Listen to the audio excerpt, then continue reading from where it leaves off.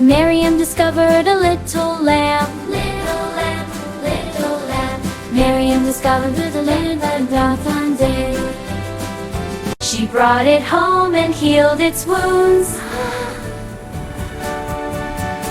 She brought it home and healed its wounds. Maryam walked the village path. Lamb and friends all joined the walk. And everywhere that Maryam went, the lamb was sure to go. Everywhere that Maryam went, it trailed her to the school one morn. It trailed her to the school one morn. Oh! It trailed her to the school one morn. The little lamb is here. It made the children giggle and cheer, giggle and cheer, giggle and cheer. It made the children giggle and cheer everywhere it went. The teacher gently sent it out. It waited near the pillars. The animal friends peeked out to see their friends so sad.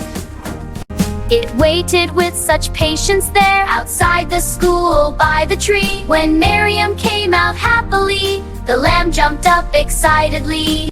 Why does the lamb love Maryam? Because Maryam shows the lamb such love. He follows me everywhere. That's right, it's the lamb, that's the lamb, it's the Larry inside.